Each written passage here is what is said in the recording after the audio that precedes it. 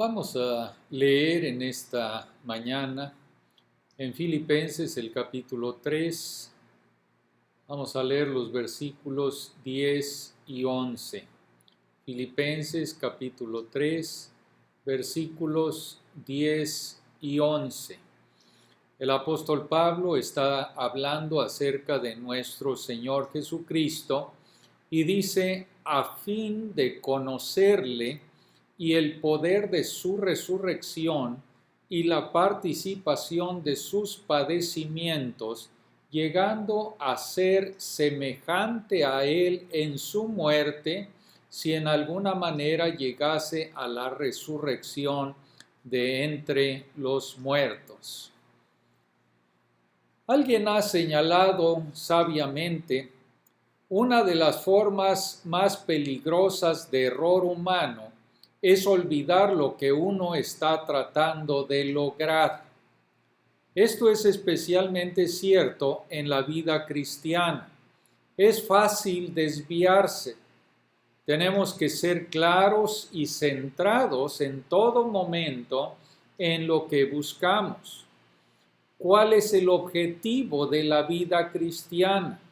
Si lo olvidamos, es probable que no logremos ese objetivo.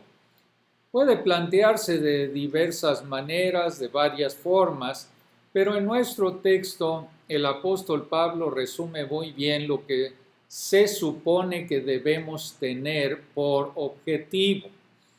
Y el objetivo de la vida cristiana es conocer a Cristo y ser semejantes a Él. Es eso, ¿no es así? El cristianismo definitivamente no es una religión de reglas ni de rituales que debamos esforzarnos en mantener para poder subir la escalera del cielo. Más bien, es una comunión personal y creciente con el Señor Jesucristo vivo y resucitado, lo que resulta en ser conformados a Él día tras día. Nuestro objetivo es conocerlo y llegar a ser semejantes a Él. Entonces, en primer lugar, la meta de la vida cristiana es conocer a Cristo. El Señor Jesucristo dijo lo mismo cuando oró: y esta es la vida eterna, que te conozcan a ti, el único Dios verdadero, y a Jesucristo a quien has enviado. El cristianismo es principalmente una comunión creciente con el Dios infinito que se ha revelado a través de nuestro Señor Jesucristo. Ahora, como ocurre con todas las relaciones, comienza con una reunión o una presentación inicial. En el caso de Pablo, no fue una presentación planeada o amable, al menos desde el punto de vista de Pablo. No estaba buscando a Cristo, preguntando cómo podía llegar a ser cristiano. Lejos de eso, respirando amenazas y muerte, se dirigía a Damasco para arrestar a hombres y mujeres que eran seguidores de Jesús. Cuando la Biblia nos dice que de repente una luz del cielo brilló a su alrededor, cayó Pablo al suelo y escuchó una voz que le decía: Saulo, Saulo, ¿por qué me persigues? Y él responde: ¿quién eres, Señor? Y el Señor le dice: yo soy Jesús, a quien tú persigues. Así que Pablo se encontró con el Señor Jesucristo resucitado. Si les pedimos a los esposos que cuenten cómo conocieron a la que ahora es su cónyuge, escucharíamos muchas historias diferentes. Algunos se conocieron cuando eran adolescentes, otros ya estaban más avanzados en años. Algunos buscaban su compañera en el momento en que la conocieron, otros no la buscaban en absoluto. Algunos se conocieron pero las cosas no se desarrollaron entre ellos durante muchos meses o incluso años. Otros se encontraron y las cosas despegaron como un cohete. Para algunos fue amor a primera vista, para otros una larga amistad condujo al romance y después condujo al matrimonio. Pero para todos se inició una relación personal con su compañera y gracias a eso su vida tomó un nuevo rumbo que nunca habría tomado si no se hubieran conocido. Lo mismo ocurre con tu comunión con Jesucristo. Tu primer contacto con el Señor Jesús puede haber sido muy diferente al del apóstol Pablo. Es posible que hayas conocido a Cristo cuando eras un niño pequeño, criado en un hogar cristiano. O es posible que lo hayas conocido más tarde en la vida. Puede haber sido una situación traumática en la que en un momento de crisis tú creíste en Él y fuiste salvado. Puede que haya sido menos dramático, por lo que ni siquiera puedes recordar la hora o el lugar exactos. Pero una cosa es segura: si eres verdaderamente cristiano, conoces a Jesucristo personalmente. No solamente sabes de Él, lo conoces. Puedes decir con Pablo que Él es Cristo Jesús, mi Señor. Puedes saber mucho sobre alguien sin conocer a la persona en sí. Sé de Billy Graham porque leí su biografía y lo vi predicar en la televisión y lo escuché en persona también predicando. He leído algunos libros que él escribió. Sé un poco sobre su esposa y la educación como hija de misioneros allá en China, pero no conocí a Billy Graham porque nunca me lo presentaron y no tuvimos una relación personal. Convertirse en cristiano requiere que tú sepas algunas cosas acerca del Señor Jesucristo. Necesitas saber quién afirmó ser el Dios eterno en cuerpo humano. Debes conocer las cosas que hizo y todo aquello que Él enseñó. Debes comprender que Él murió en la cruz por tus pecados y que resucitó corporalmente de entre los muertos. Pero más allá de estos hechos, tú necesitas conocer a Cristo personalmente. Esa comunión comienza en el momento en que crees en el Señor Jesucristo, en el momento que reconoces que tus pecados te han separado de Dios, que necesitas de un Salvador. También te das cuenta de que no puedes salvarte del juicio de Dios a través de tus esfuerzos o de tus buenas obras. Y dejando de lado todo mérito humano, pides a Dios que tenga misericordia contigo, basado en los méritos de la muerte de su Hijo Jesús. Confías totalmente en Él para salvación. Tu objetivo de confianza para encomendarte a Dios cambia de ti mismo a Cristo. Has sido salvado. Conoces ahora a Jesucristo personalmente. Como en cualquier relación, una vez que se han conocido, debes cultivar esa relación. Si conoces a la mujer de tus sueños, pero nunca la vuelves a ver, no tendrás una relación con ella. Deben pasar tiempo juntos, conociéndose a través de conversaciones, de experiencias compartidas. Aprendes sobre su historia, su familia, sus gustos y sus disgustos, sus esperanzas para el futuro. Si haces algo para ofenderla, le pides perdón y aprendes a superar las dificultades de una manera armoniosa. Es lo mismo en la comunión personal con Cristo. Requiere cultivo y eso requiere tiempo. Nunca deja de sorprenderme cómo un joven y una señorita pueden estar extremadamente ocupados, pero cuando se encuentran y las cosas se desarrollan entre ellos, de repente pueden encontrar muchas horas a la semana para estar juntos. Pues, ¿qué estaban haciendo para llenar todas esas horas antes? Sea lo que sea, se dejan de lado para que puedan continuar con esta nueva relación. ¿Sueles dedicar tiempo para estar con el Señor? Es muy fácil que ese primer amor se enfríe y el tiempo entre el Señor y tú se ve reducido por otras cosas. O bien se convierte en tu deber tener un momento de tranquilidad, de modo que sacas la Biblia y haces una mueca y te engulles un capítulo al día para mantener alejado al diablo. Pero no había nada de amor en ello. No buscabas conocer a Cristo de una manera más íntima.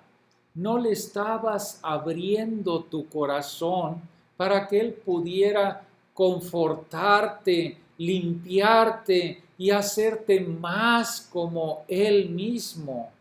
No hay cercanía, no hay intimidad. No podemos conocer al Dios triuno a menos de que Él haya decidido revelarse a nosotros. Él es infinito y completamente diferente a nosotros. Nunca podremos llegar a conocerlo a través de la filosofía o de la especulación.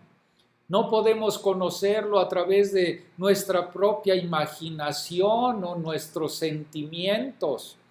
No podemos conocerle a través de las ideas o las experiencias de otros. Solo podemos conocerlo como Él ha elegido revelarse. Esa revelación viene a través de la palabra escrita de Dios, que nos habla del Verbo eterno que vive, el Señor Jesucristo. Así llegamos a conocer a Dios a través de Jesucristo y llegamos a conocerlo a través de su palabra, que nos habla acerca de Él. El Antiguo Testamento señala a Cristo. El Nuevo Testamento nos habla de su vida, de su muerte por nuestros pecados, de su resurrección, de su presente reinado en el cielo. También nos habla de su segunda venida y de su futuro reino aquí en la tierra. Expone sus enseñanzas, revela su voluntad para su pueblo. Nunca podremos conocerlo completamente porque Él es infinito, nosotros somos finitos, pero podemos conocerlo definitivamente como Salvador y Señor, y podemos y debemos pasar nuestras vidas enfocados en esa gran meta, conocer a Cristo. Pero no sucederá si no estás comprometido a convertirte en un hombre o en una mujer que estudia, que medita diariamente en la palabra de Dios, en la Biblia. Pero hay una advertencia aquí. Es posible obtener conocimiento acerca de Cristo mediante el estudio de las Escrituras y, sin embargo, no llegar a conocer a Cristo mismo a través de su palabra. De hecho, puedes leer y estudiar tu Biblia toda tu vida y nunca llegar a conocer a Jesús de una manera íntima. En Juan 14:21, el Señor Jesús nos dice cómo podemos llegar a conocerle. El que tiene mis mandamientos y los guarda, ese es el que me ama. Y el que me ama será amado por mi Padre, y yo le amaré y me manifestaré a él. Si tú no conoces la palabra de Dios, no tienes ni guardas los mandamientos de Jesús. Pero es posible tenerlos a través de conocimiento, pero no guardar los mandamientos. Si quieres que Jesús se revele a sí mismo a tu vida, Él dice que debes tener y guardar sus mandamientos. Entonces, la meta del estudio de la Biblia siempre será una obediencia creciente para que podamos conocer mejor al Señor Jesucristo. Y esto nos lleva a la segunda parte de nuestro objetivo como cristianos. La meta de la vida cristiana es ser semejantes a Cristo. Cuando conociste a tu futura esposa, te enamoraste, te casaste, tu vida cambió permanentemente. Nunca volverías a ser el mismo. Es lo mismo, solamente que mucho más cuando conoces a Jesús como Salvador y Señor. Él te marca de por vida. Y cuanto más tiempo pases creciendo para conocerlo, más vas a cambiar. Y el resto de los versículos 10 y 11 muestran los componentes y la dirección del cambio que conlleva el conocer a Cristo. Primeramente, ser semejante a Cristo requiere conocer el poder de su resurrección. Pablo llegó a conocer el poder del Señor resucitado cuando fue abatido en el camino a Damasco. Aunque no todas las conversiones son tan dramáticas como la de Pablo, todas las conversiones requieren el mismo poder del Señor Jesucristo resucitado, porque todas requieren que Dios levante al pecador de la muerte espiritual a la vida espiritual. Otras escrituras comparan la conversión con abrir los ojos de los ciegos para que se vuelvan de las tinieblas a la luz. Y otro dice, con ser librado de la potestad de las tinieblas y trasladado al reino de su amado Hijo. Estas no son cosas que se pueden lograr mediante la persuasión humana o mediante un programa de superación personal. Requieren el mismo gran poder de Dios que levantó a Jesús de entre los muertos. Ese mismo poder de resurrección es necesario para sostener al creyente mientras camina en victoria sobre el pecado.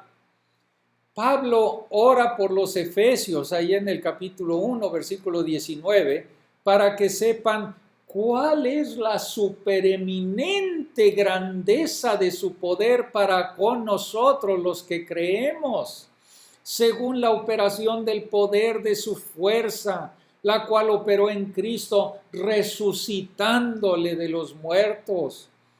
Pablo ora por estos mismos cristianos en Efesios 3:16, que Dios les dé conforme a las riquezas de su gloria, el ser fortalecidos con poder en el hombre interior por su espíritu, para que habite Cristo por la fe en nuestros corazones.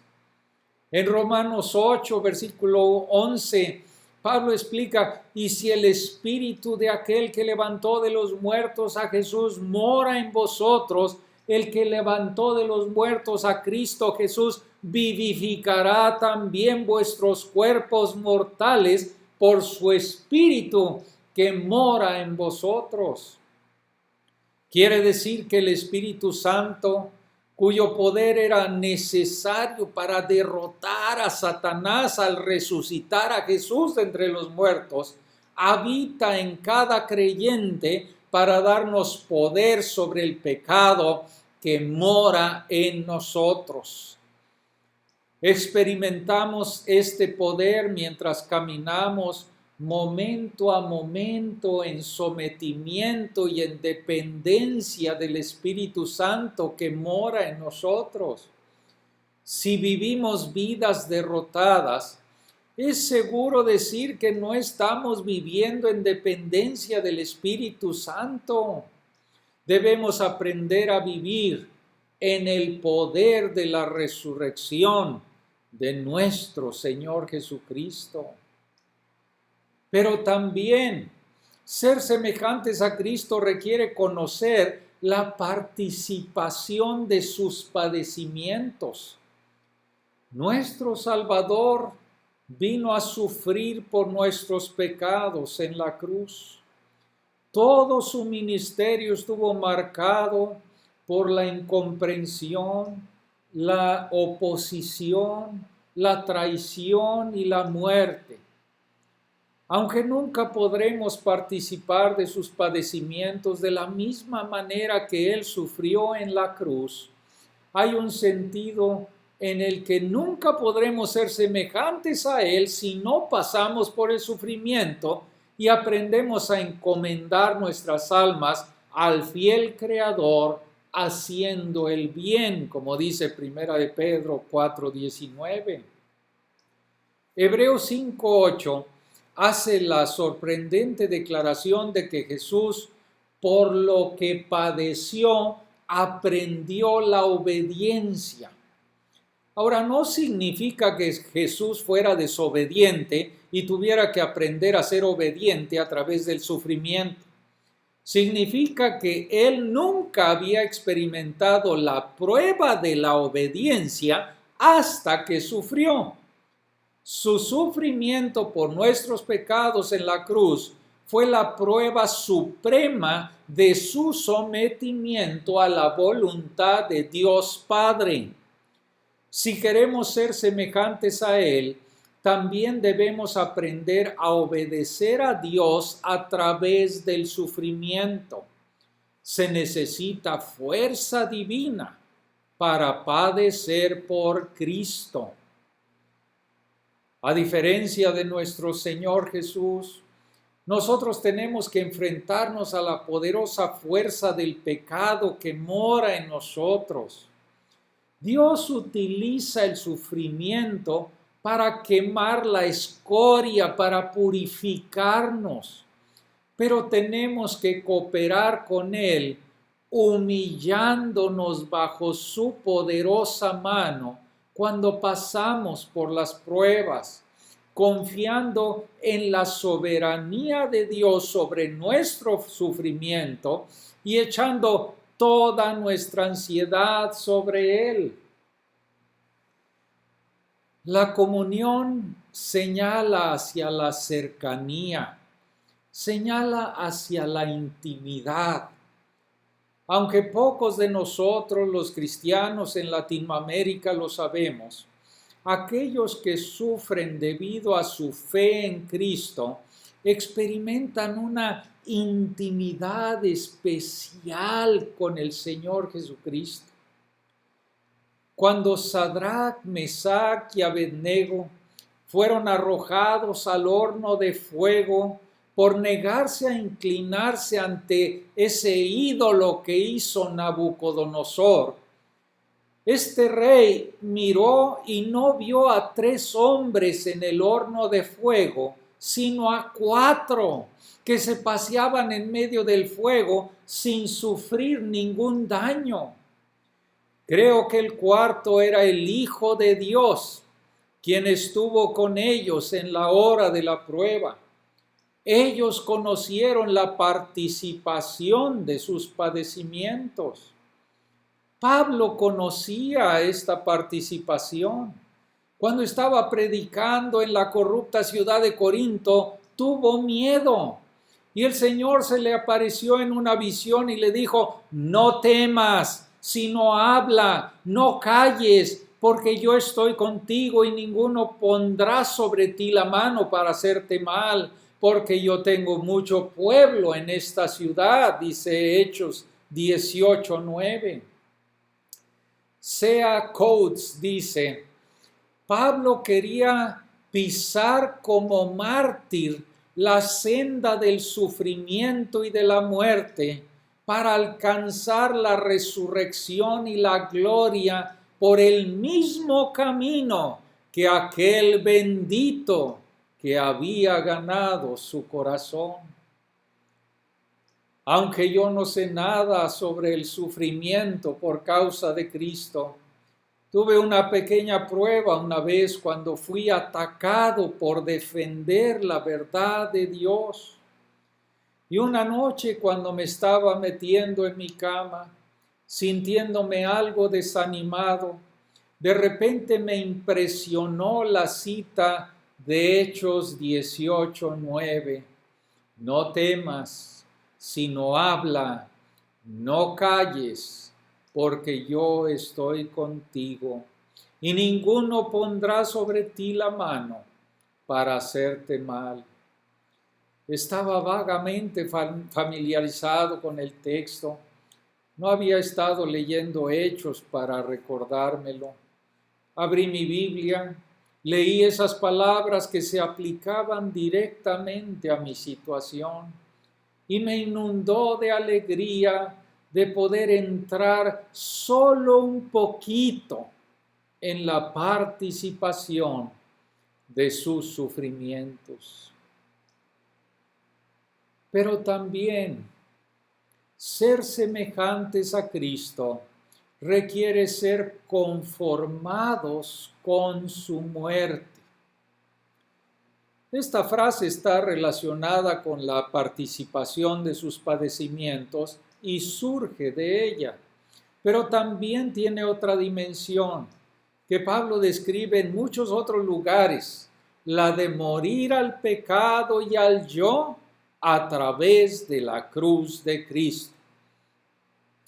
Cuando confiamos en Cristo, somos colocados en Cristo, lo que significa que estamos identificados con Él en su muerte y en su resurrección.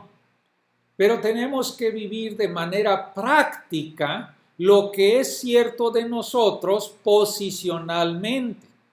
En Gálatas 2:20, Pablo dice: con Cristo estoy juntamente crucificado, y ya no vivo yo, mas vive Cristo en mí. Y lo que ahora vivo en la carne, lo vivo en la fe del Hijo de Dios, el cual me amó y se entregó a sí mismo por mí. En Colosenses 3:5, justo después de explicar cómo hemos muerto y resucitado con Cristo, nos exhorta a dar muerte a lo terrenal en nosotros con respecto a varios pecados. Esto es lo que Jesús quiso decir cuando dijo que quien lo sigue debe negarse a sí mismo, tomar su cruz cada día. Jesús siempre vivió negando las tentaciones de vivir en su propio poder o para sus propios fines. Vivió solamente para hacer la voluntad del Padre. Y en la medida que aprendamos a morir al yo y al pecado, conformándonos a su muerte, en la misma medida llegaremos a ser semejantes a nuestro Señor Jesucristo. Pero también ser semejantes a Cristo se hará realidad en la resurrección de entre los muertos. Filipenses 3:11 dice literalmente: si de alguna manera llegara a la resurrección de entre los muertos. Y esta palabra para resurrección solamente aparece aquí. Hay dos posibles interpretaciones y es difícil decidir entre ellas. Pablo puede estar expresando su esperanza de que se dará cuenta plenamente de lo que significa en esta vida experimentar lo que acaba de afirmar, es decir, la vida de resurrección de Cristo vivida plenamente a través de Él, expresando su deseo de vivir la vida de resurrección aún estando en la tierra. A favor de este punto de vista está el contexto anterior y el que le sigue, donde Pablo dice que aún no lo ha alcanzado, pero que sigue adelante. Y esa incertidumbre, si de alguna manera apunta a la humildad de Pablo y al reconocimiento de la debilidad de su carne. Pero el problema que yo veo aquí con este punto de vista es que si Pablo no hubiera alcanzado esta experiencia después de 25 años como cristiano, ¿quién puede alcanzarla? Y es un uso inusual de la palabra resurrección. El otro punto de vista, y en el que yo estoy de acuerdo, es que Pablo se está refiriendo a la futura resurrección de los justos al regreso de Cristo, cuando nuestros cuerpos mortales serán transformados a semejanza del cuerpo resucitado de Cristo, libres de todo pecado. Entonces compartiremos su gloria por toda la eternidad. Si de alguna manera entonces no reflejaría incertidumbre, no expresaría dudas, sino un intenso deseo, una intensa expectativa, ya que Pablo está absolutamente seguro acerca de la futura resurrección. Expresa también la manera en que lo alcanzaría, si aún podría estar vivo cuando Cristo regresara. Estaba diciendo que no le preocupaban los sufrimientos que pudiera haber delante de él de camino a la resurrección. Estaba dispuesto a padecer severas pruebas, severas persecuciones entre el presente y la resurrección. Pero sea lo que sea que se piense que significa este versículo, otros versículos dejan en claro que el proceso de santificación se completará. Seremos semejantes a Cristo, totalmente separados del pecado, participando de su gloria por toda la eternidad. Juan aplica esta maravillosa verdad en Primera de Juan, el capítulo 3, versículo 2. Amados, ahora somos hijos de Dios y aún no se ha manifestado lo que hemos de ser, pero sabemos que cuando Él, Jesucristo, se manifieste, seremos semejantes a Él, porque le veremos tal como Él es. Y todo el que tiene esta esperanza puesta en Él, se purifica a sí mismo, así como Él es puro. Entonces, esa es nuestra meta, conocer a Jesucristo y parecernos cada vez más a Él. ¿Ese es tu objetivo? ¿Es esa tu meta? Si es así, deberías haberlo pensado en la semana que pasó. Si te propones cada semana esta meta, conocer a Cristo y ser semejante a Él, verás oportunidades por todas partes para aplicarla. Tendrás tentaciones en las que necesitarás confiar en el poder de su resurrección. Enfrentarás pruebas en las que conocerás la participación de sus padecimientos. Encontrarás dificultades en las que deberás aprender a conformarte más a su muerte. Obsérvalo todo como una oportunidad para conocer a Cristo y para recordarte que te está preparando para ese gran día, cuando Él venga y seas levantado en gloria con Él por toda la eternidad. Ese es nuestro objetivo. Amén.